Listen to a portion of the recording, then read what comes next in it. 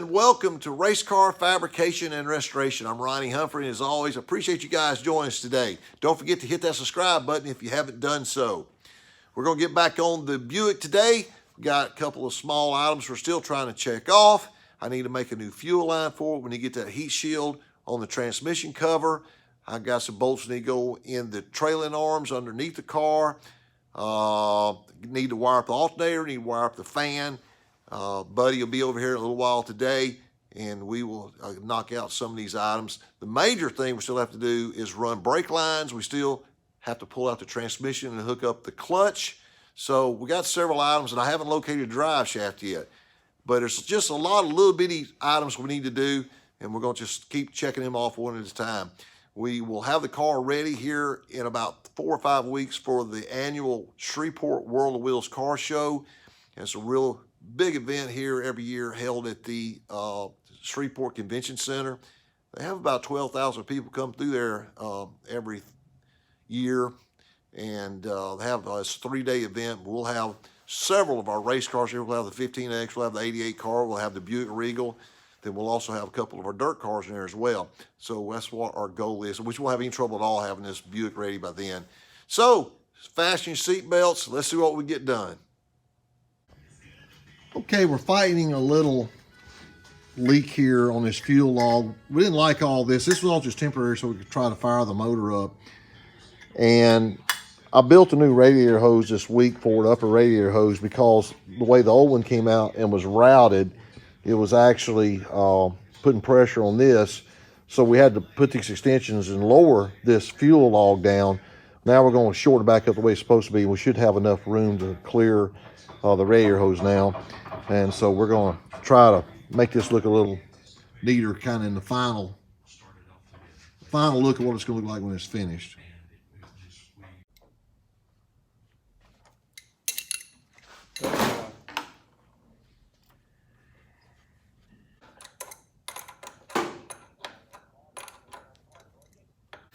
Okay, we just got a new fuel log put on here. This looks a lot better, and hopefully this thing won't leak. I'm not sure where that other one was leaking from. It's out around the O-ring or something. We're going to fire this puppy up now and get some of this fluid fuel we got. It leaked around the intake. Get it picked up here first, but let's fire it up and see what happens. All right, contact.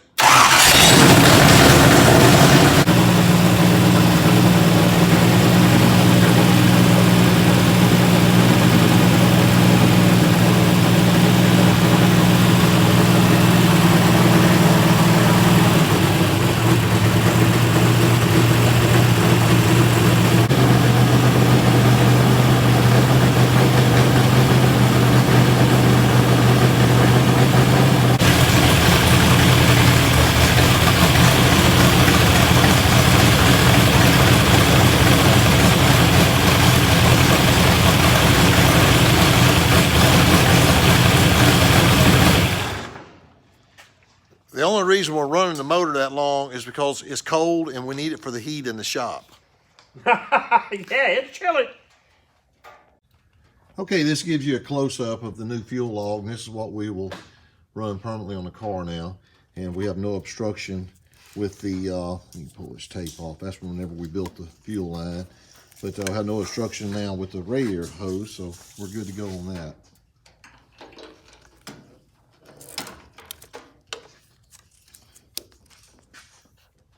Okay, Buddy's got this sexy little tool here that tells... It's a power probe. Power probe. It tells if we flip a switch, we're trying to figure out what goes to what up here. So we're going to flip this. This is the fan switch. And we got juice. And we got juice. Okay, Buddy determined that the red wire here is going to go to the fan. That's, well, at least that's one wire up to the switch. I went and picked up this little universal 2-prong plug here, and we'll just cut this one off and wire this in on the backside. We'll have to check the direction of the fan, but I'll get us some wire here and make this run this all nice and neat. Let's get started on this.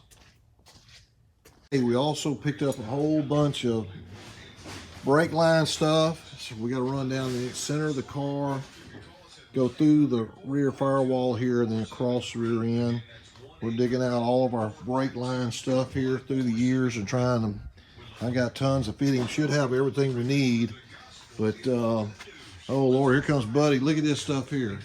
Buddy's done found a rat's nest. Original stuff that was on the car. Yeah. I need these type fittings. Yeah, that's the fitting I was talking about right there, the male to female. So I was hoping that'd still be on there. So that's why you save everything when you tear it down. So between all this, we should be able to get everything put back together. I got some wire here. I'm gonna get on this fan now.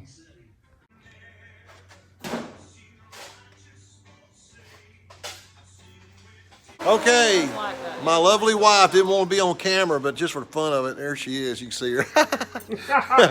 But anyway, she just tested the fan. Do it again.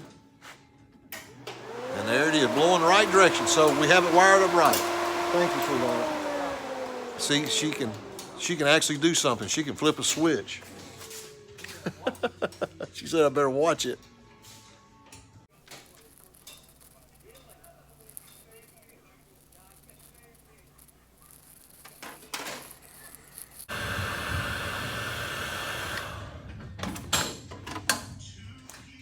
Sure makes a really nice looking connection.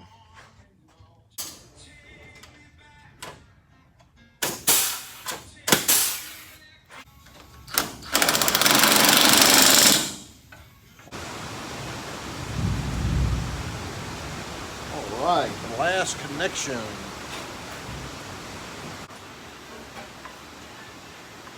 Lightning. Yep. That got something over there. I don't know what it was. A lot further away than I thought.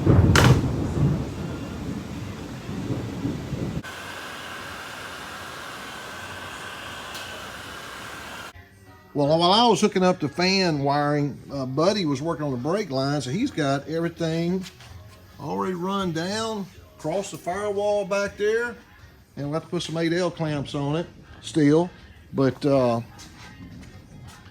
coming down here, man, he's going too fast.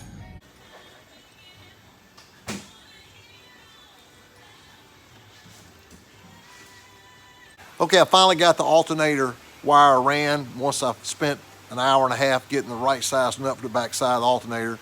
Buddy's gonna use his test light. We're going to crank the motor up and just make sure we're getting 12 volts out of the alternator before we do that final tie-in and make sure everything's okay.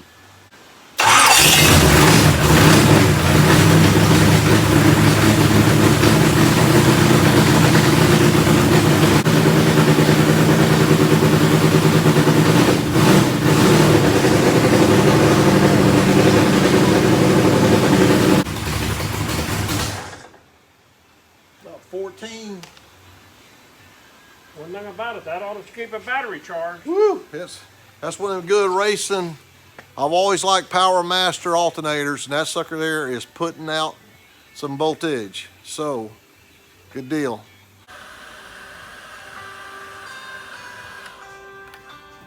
Okay, that finishes up the alternator wire. Well, I was showing you earlier that Buddy's got a good jump on the brake lines coming off everything, and we still have to tie these to the firewall up there on the top. Got the fan wired in, and you can simply unplug it right here. If I went ahead and put a 8L clamp on the back side of that rear support, and that's all tight and everything is run real nice and neat. Then here we drop down, go to the alternator wire, and then we're tied in right here, and everything is use heat shrink on it, so it looks real good. So we got the brake lines run down to here. So been a successful day. Well, that wraps up another very busy and successful day here in the shop and working on the old Buick. We got the alternator wired up and got it tested, and boy, that old Power Master alternator is putting out a lot of voltage. Then we also was able to get the radiator fan wired in, and all the wires are tucked away and heat shrunk. Everything looks real nice, and Buddy got a good jump on the brake lines. And I still did not get the heat shield on. Man, I tell you, if I would have spent an hour and a half trying to find the right nut for the back of the alternator, I might have got it in, but that's for another time, another show. Appreciate you guys watching as always. Have a fantastic rest of your day, and we'll see you next time on Race Car Fabrication and Restoration. God bless you, and take care.